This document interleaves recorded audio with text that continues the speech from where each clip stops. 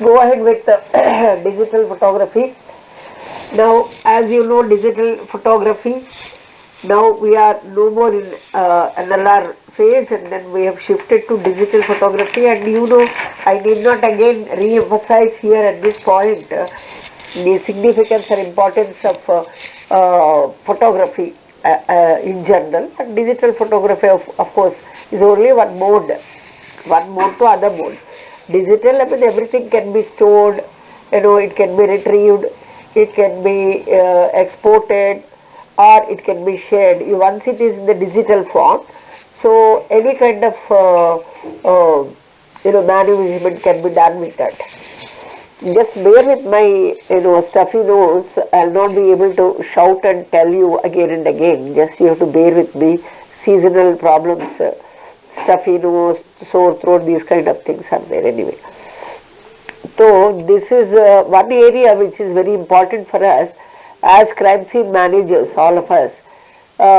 We need to day in and day out have to deal with photography, whether it be with filters, without filters, taking the crime scene photography from different angles, or maybe at times using different filters where we have to locate some biological fluids which are otherwise erased and all, or which are otherwise obscured because of the background on which they are existing.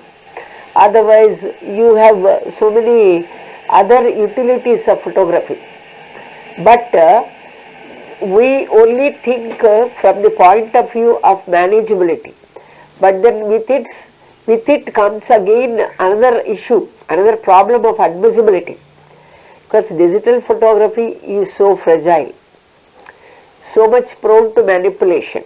Now, it is, after all, the court has to be convinced that whatever you are depicting by way of photography, is it true representation? Is it truly representing the scene? For example, I think Sanjay should be able to answer this question better. Now, let us say you have taken a photograph of the murder case just after 5 minutes of the occurrence. That is one scenario. Scenario 2 is that after a lapse of, let us say, 15 minutes again somebody took the photo. Now, ultimately the third person who goes little late also takes a photograph after 30 minutes. Now, Sajid, tell me, which one will have more credibility and which one do you think more authenticatively represent the true picture of the scene and why? Are they one and the same? No, ma'am. The picture taken at the earliest is most accurate, ma'am. Most accurate. Why? Yes, because as we all know that crime scene changes with time. Yeah, that's why. Now, in real scenario, your experience is that immediately nobody goes. I mean, only after a lapse of time, because by the time you receive message and by the time you gear yourself up and then by the time you collect your kits and all, by the time you reach, invariably some time lapse. But courts also understand these things, isn't it? They don't expect you to be there on the dot and then do everything. Some time lapse is tolerable anyway.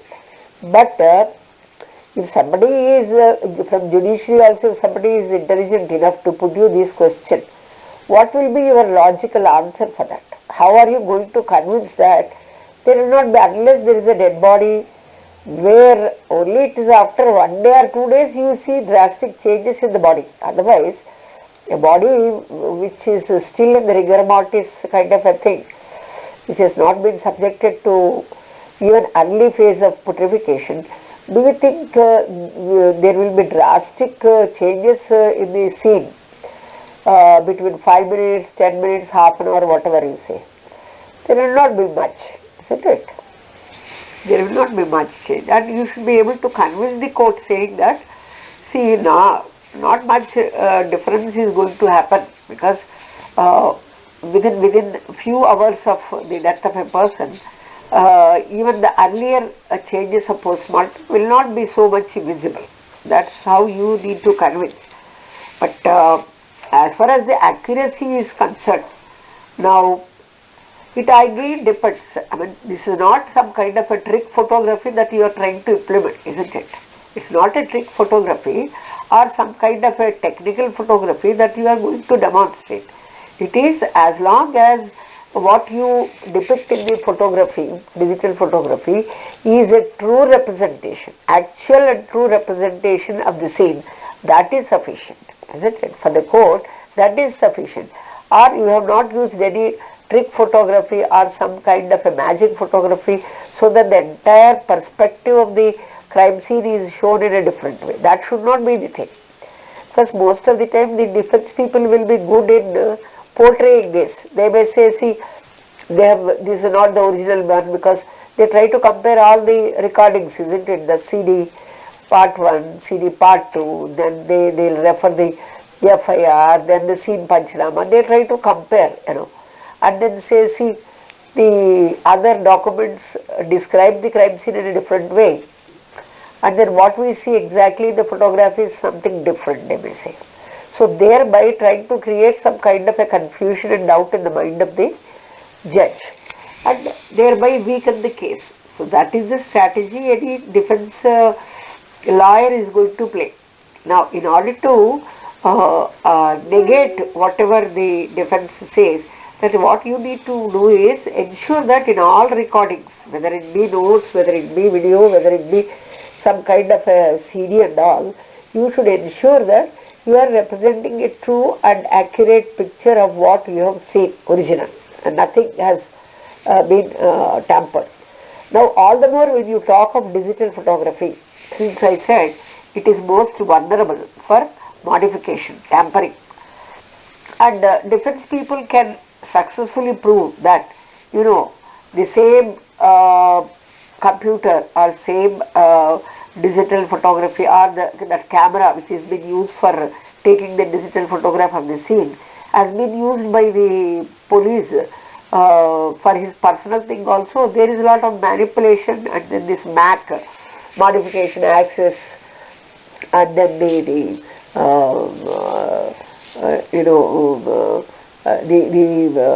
MAC stamping, as it is called, it has been changed. So there is every probability or possibility that the data that is presented in the court of law is is a tampered one, is a manipulated one. This is the theory that they are going to bring in, isn't it? So in order to ensure that nothing has happened, no tampering has been done for this, there are several again techniques.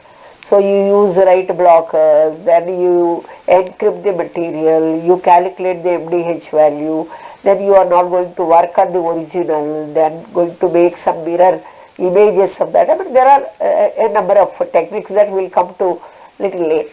Now, what we are going to study in this digital photography is now in what type of cases digital photography, is it only permitted, only or restricted to taking the photographs of the scene or taking some injury pattern of the deceased, or is it some injuries on the victim of rape that we are trying to look into and take a digital photograph of that?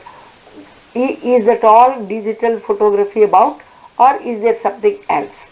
Now, in most of the cases, the digital photography is submitted as an evidence at least in two different situations. One is that, so not all photographs, digital or otherwise, which are taken, there is no guarantee that they are very clear, isn't it? So nobody is good at taking photographs. Somebody as, a witness, let us say for example, he is just a passerby. It so happened that he witnessed some thief, some chain snatcher taking away the Mangal Sutra of a lady. It so happened that he is incidental, that he is there and he is watching, and incidental that he has got a mobile and he is trying to take a snap of that.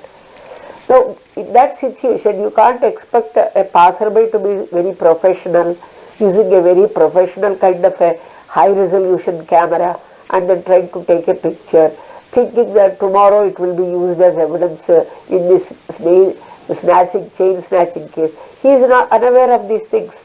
So you can't expect a passerby or some layman to be master, to have a mastery in the photography and you can't expect him to be very professional that he takes a very good high resolution photograph. And all. This is unexpected. So most of the cases where FSLs encounter whenever digital photography appears as an evidence are such cases where the image is very crucial for the purpose of investigation, and that image is somehow collected by the IO and somehow it is submitted to the lab and there is no clarity at all. The picture is so obscure, so out of focus, so clumsy that nothing vital can be inferred out of that, isn't it? Such a photograph, if you submit to the court also, they may laugh and they may say, what purpose is your photograph serving? So better throw it in a dustbin, trash. So when there is no utility at all of the photography, why in the first place you have taken such a photograph? This is what they are going to say, court, isn't it? Something they expect the FSL expert or some investigator to give a good photograph so that even a layman with a minimum knowledge about the photography should be able to decipher something out of that, isn't it? That is the expectation.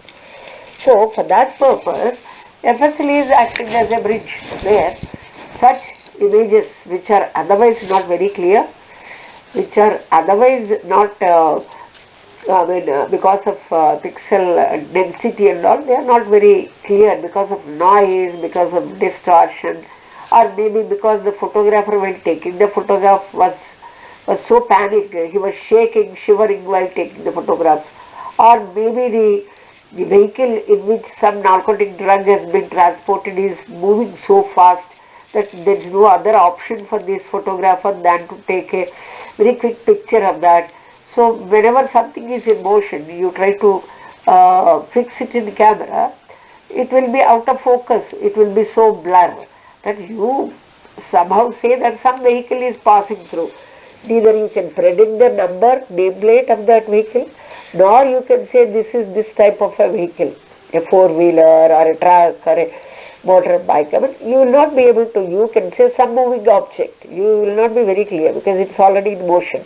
So these kind of distortions are very many, and maybe at times this will figure as evidence, isn't it? So in such situations, digital photography is submitted to the lab with a request that, so there is some vital information embedded in this photograph.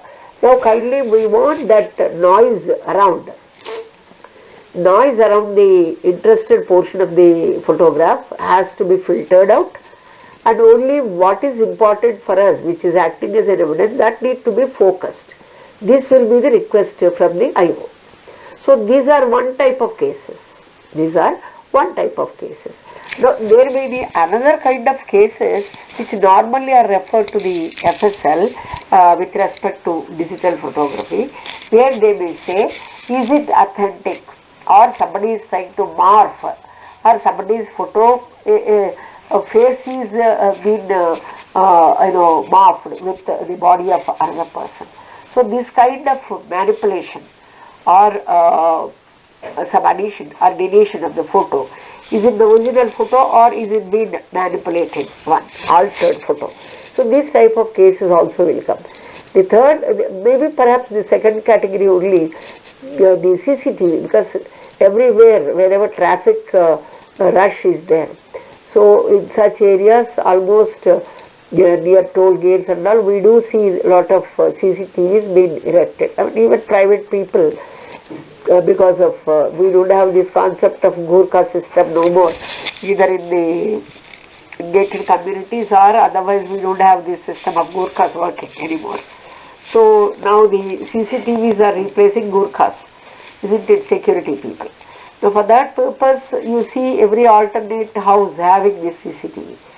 But the problem with the CCTV is, unless you back it up, because every digital system cannot have an we are two types of cases I was just trying to discuss that are mostly referred to the lab for different purposes. One may be we are talking about the CCTV also, but then CCTV installed by government, as we know, is of little inferior quality. I may be excused for saying this, But then this is the hard reality, that for the namesake they are there, but then what kind of pictures are they capturing is $1,000 question again.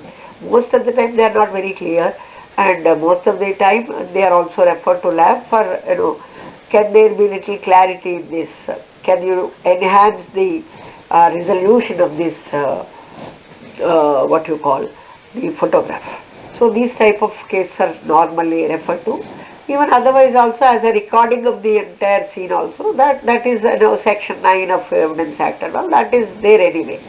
That's a different Usually, story. usually the CCTV footages and all, ma'am, what they do is they say that we want to know that this specific person this specific person is Identity of the person. video. They'll give you a one passport size photo, Ah. and in FSL what we do is what scientific officers do is they enhance the video, they enhance the image, and they match with the photograph that is being given.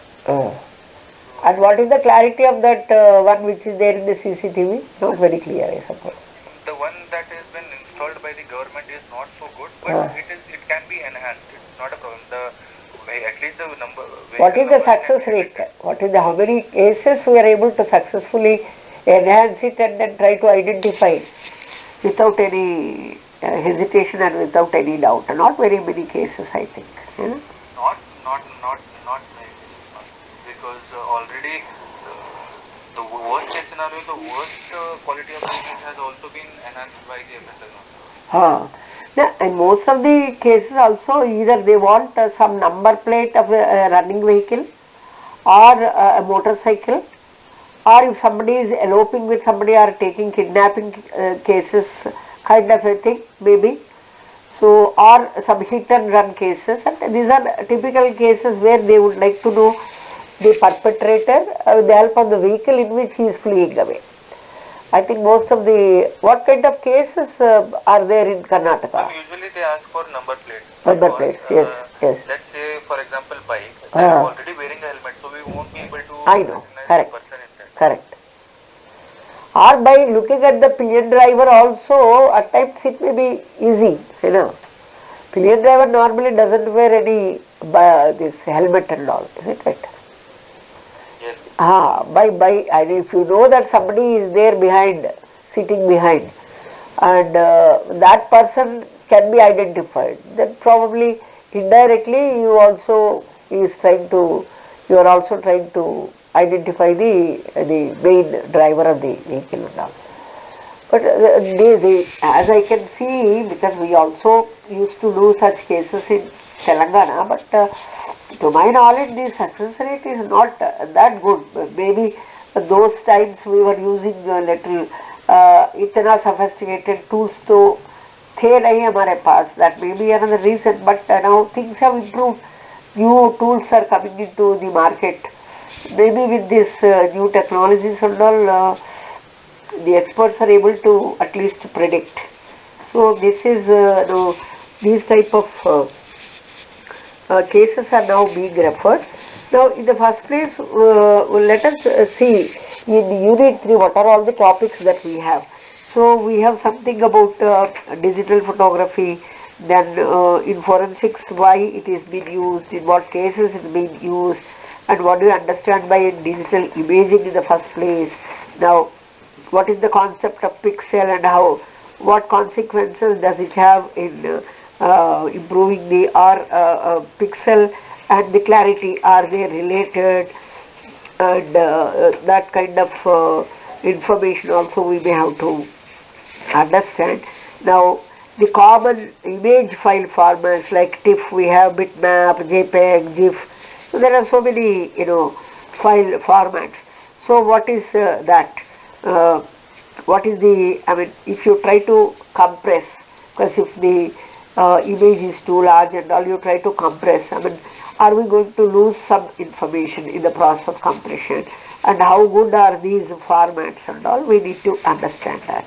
And then what are all the softwares that we have for digital imaging also is there in the syllabus under unit 3, that also we may have to understand. Now we have to know something about digital watermarking, what is that all about, and how many categories of watermarkings can be understood.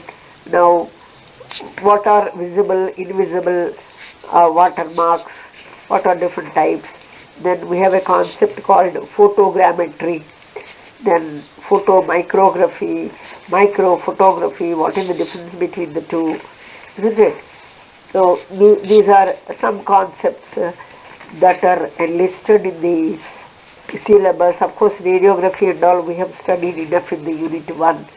And what do we understand by digital image processing, and what are the common factors which are responsible for lowering the quality of an image, like light effect may be not proper, or blur because of motion, as I told you. Some lens distortions may be there, or thermal noises may be there, or there may be jittering in the video signal or distorted. But there may be several reasons why a particular photography is not that clear, and with respect to digital photograph, why is it not clear? Now we need to understand what are all the steps involved in digital imaging process, what actually happens in digital, how many stages it happens, that also we have to understand. Now apart from that, we need to understand what are the tools that we have. Are they open-ended, open tools, or we may have to buy? If you want any authentic software, it's better that you pay for it and then buy it and then use it. Otherwise, the open tools always, there is problem using that, because they may not be authentic in the first place, or maybe uninvited guests like viruses also come along handy with those tools or softwares. Now, the digital photography, when you talk of their application in the field of forensics, also we need to understand. Then comes crime scene photography, anyway we know about it. Then UV photography and all we have already studied when we talked about the electromagnetic spectrum, UV-IR and all, how if you take photographs under different filters and all, what is the advantage and all, in what areas it is used and all, we have already studied. And of course CCTV image enhancement, just now I have just given you a glimpse of CCTV imaging and all.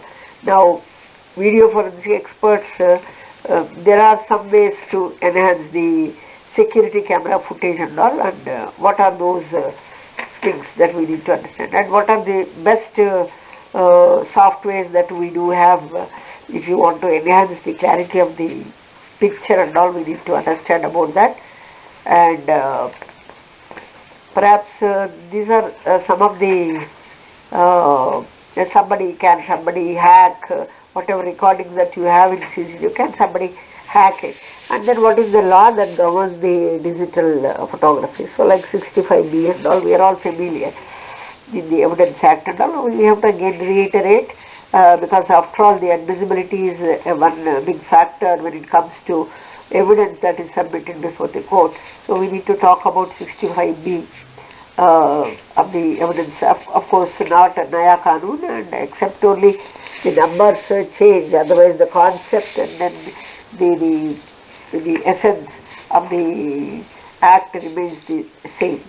Now for admissibility, what are all the guidelines that the forensic scientist or the police officer is supposed to maintain, or in short that we need to understand. So let us now understand each one of them in detail. Perhaps I may take 2 to 3 classes, because tomorrow also we do have. So digital photography in forensics, what do you understand? In how many areas the photography helps us? Because it is the jury who sits at in his chamber, or rather in his court, and then it is for him to convince. So it's a very easy and quick method, of recording. Of all the recording methods we understand, taking a photography which is very live and which will, because some flames and all, some color and all, height of the flame and all, when they vanish slowly as time passes. So the first picture, visual picture of the crime scene is good always, and it is the quickest and easy means of recording any image or any scene for that matter. Yes. Lot of also now under Nagar, Surakshit Samhita, now videography is mandatory. Mandatory, of course, of course. So videography is mandatory, and now all the the mobile teams and all, they are given so much sophisticated equipment that there is no reason for them not to use it. Isn't it? And it's not usage of a digital camera is not so difficult. It's not something rocket science that you can't learn. Even small children, kids these days, they operate that. It's so easy. Also, because they will have this reason, they have specifically mentioned that preferably mobile phone. I do. So now they can't give any reason. So now even the police officers, including the scientists these days, they are given high-ended mobile 4GB, 4G and all kind of mobile are given to them because of understanding the urgency of that tool in the scene and all. I mean, we are given good enough facilities these days. Also, we will shortly be provided with body cameras. Oh, that's very good. Karnataka is always taking a lead, I should say. Now Telangana has taken little backseat as it has become. Otherwise, it again depends on the leadership and all. Good that, let other states also follow Karnataka in recruiting as well as, using some good tools and all, and giving some facilities to the scientists and all. That's a good initiative. I always keep telling people, see, we need to follow the Karnataka model. Earlier it used to be Telangana, now it is Karnataka. Even for that All India DT meet also, I heard a lot of prizes have been bagged by Karnataka police only, especially written exam and all. I said that they are bound to get, because it is the hub now. For software and all, your state is the hub. So, and this time most of the questions have appeared from cyber forensics, I believe.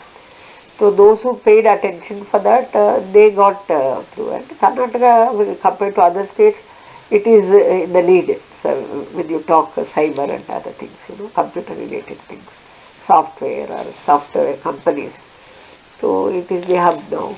There is no doubt, and why they should get a prize in that. And Maharashtra are also not very far. They are also competing now. So good anyway. So this digital cameras are given, and digital the SLR, DSLR and all, some reflex. What is the full form of that? Single lens reflect. Yes, ma'am. These kind of things are given to them, and it is so easy, and they are so handy. They are not that bulky where you require a stand, tripod stand. It can be operated even with the hands, like thing. So as I said, some injury pattern, you need to photograph in situ, because you cannot just, if the person is alive, you cannot cut the skin bit out and then submit. Only when person dies out of injury, and doctor conducting the postmortem just to know what is the range or what is the distance from which he has been fired and all. In such cases, you may have to examine the injury, then see the pattern, particle distribution and all around the injury, and then say roughly what is the range of fire. So in such case also, digital photography greatly helps us, and that too when blood is dominating, obscuring the injury on a red colored garment. And, of course, you need to use lot of filters which we can specifically block the blood and then focus only the injury portion. And digital photography filters are also normally being used. Now, for reconstructing also, especially injuries or the events that happen in the sequential manner and all, it is very, very important that because no case will come to trial immediately. Invariably, you see that there is a time lapse between the commission of the crime and then the case when it comes to trial and all. There is nothing, if there is no record, if you have not taken enough photographs or videographs of the scene, it will be very difficult for the prosecution to convince the judge that these are all the photos taken in sequence and sequel. And if you just have the perusal of this, you will understand that how the reconstruction can happen and all. It is a way of one single photograph is worth 1,000 words and all, So with colored photographs and digital photographs and all, it becomes easy for even a layman, people who have no knowledge about what crime scene is and how things happen in crime scene and all. It will be very easy anyway. So and then the object's position, location, and then with relation to other objects, because there are several evidences that you may encounter. A plethora of evidences may be present in a scene. So it may be mandatory for the investigating officer to understand the relative distances between, or relative relation between one object or the other. Out of them, which one is so crucial? Whether there is an access to somebody, some firearm incidents is there, whether a person has, after killing himself, can he throw the firearm to such distances and all, or somebody trying to put the firearm in the hand of the cadaver, just saying that it's a kind of a suicide. For all these things, photography helps us to a very great extent. So I need not reiterate this. One slide is sufficient for us to understand the significance of digital photography in the forensic science. And what do you understand by imaging? How imaging helps us? Now, digital imaging is nothing but the acquisition, creation of a digital representation of the visual characteristics of an object. If you want to describe an object, its visual appearance, its characteristics and all, then this is the best way. Digital imaging is the best way that you can depict it. Then you also have the structure of a particular scene or a particular object. If you want to depict it, this is the best way. Digital imaging is the best way, and it involves several processes. Digital imaging is not a one-step process. It involves a lot of steps. So the main steps that can be there include process. How will you process the digital in the first place? Then how are you going to compress? Because we have to do this part of compression in order to reduce drastically the size of the image. Now, at the same time, not compromising the quality or not losing the vital information. Some softwares are such that in the process of compression, in the process of removing some distortions or some kind of blur or some kind of motion distortion and all, while removing those things, we also have the harm of removing some vital information. So in order to ensure that no vital information is lost, there is a lossy compression. So lossy compression is one kind of a compression. Visually you may not notice if you try to compare the original and then the compressed one, which has been obtained by way of digital imaging. You will not be able to distinguish very clearly that how is the original one different from the compressed one. But if some important information is there, there is a likelihood, not with all softwares, but with some softwares, there is a likelihood that you lose a kind of information from the original. So that danger is there with compression. But you have to be very choosy in selecting the software such that in the process of compression, whatever losses that are there, that should not be very vital and that should not be very much visible and all. So that kind of compression softwares are also used. And then once that is been done, and how best you can store that digital image, and finally how are you going to take the print of that and then display the images. There are several such processing, compression and storage, printing. Then finally the display of the image are some of the processes or some of the stages that you can understand in digital imaging, the actual scene or the place or the person or the object, whatever. And then it is nothing but image is composed of pixel, isn't it? Individual pixel, and how they are organized is what matters. That makes whether the photography is clear, is it a high resolution kind of a photography, or is it a blurred photography, how the matrix has been arranged, and how many rows and columns it has been arranged, how many pixels are there per inch. So these factors are going to decide the clarity, the quality of the image. So just now we have discussed the pixels. No, these are nothing but digital information.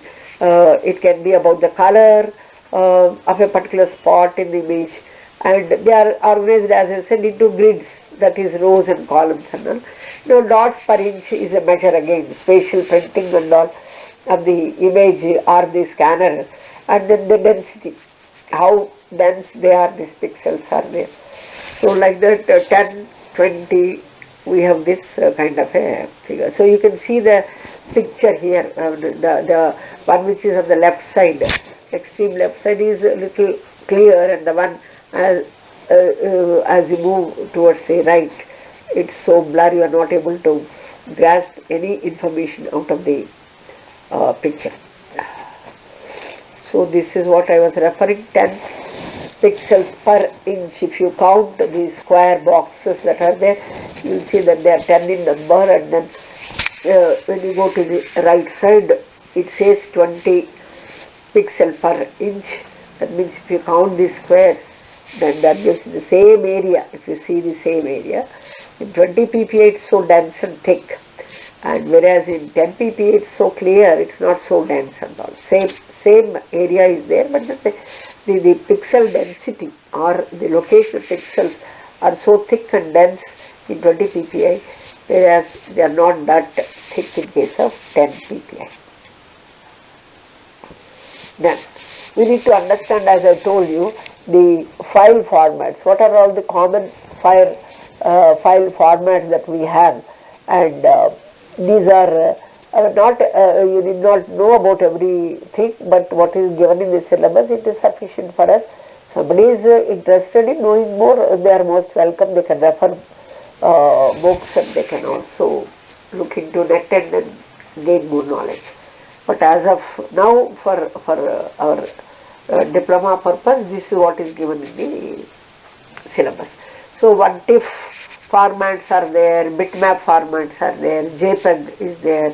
So these are all for images, image formats and all, but these are the extensions. Normally doc and all for documents we write it like that. For images also we have different formats. GIF format is there, PNG format is there, raw images are there. So these are some of the common image file formats that we come across. So what do we understand by TIFF? So this may be asked in 2 marks, and also it's better you understand the full form of it. So tagged image file format is in short for TIFF. It is called TIF, .TIF or .TIFF. Now lossless images, we have seen that in the process of compression, which comes after the step of processing, we have seen that there is invariably some loss of information, isn't it? And this is TIFF format is one a special image format where the loss is less, loss is not there. So these image files, and they do not need compress or lose any image quality. So since no information is lost, this can be said as the best kind of a format. Now very high quality images are there, but then as you say, high quality and all, naturally the file size also is going to be larger. This is what we need to understand about it. TIFF is the full form is tagged image file format, and it is one of the best formats that we have where there is no loss of image either quality wise or the information wise. And then it doesn't, once it is so clear, and you don't require any further compression and all, and since it is very high quality, naturally going to occupy more space, and so that means it's a larger file size. And of course bitmap is in short .bmp, and this is a file format which has been brought by Microsoft for Windows, and there is no compression or information loss, and you can also say this is also one of the lossless kind of a format. And again it is also it will give you very high resolution kind of a very high quality kind of an image. But when you say high quality, high resolution, naturally both share the same kind of plus and minus, both bitmap as well as TIFF. Then you have JPEG, otherwise called as JPG or JPEG, and this is Joint Photographic Experts Group. This is called a Joint Photographers Experts Group. Is a lossy format. See, both the ones which we have mentioned in the earlier thing, TIFF and bitmap, we said lossless images, isn't it? And when you come to JPEG, it says lossy format. That means in the process of compression, there is some amount of information that is going to be lost. That's what we need to understand. Now, that the image is compressed to take a smaller file, then the compression does create a loss in quality, because as the name implies and as the property suggests, that it is a lossy type of format.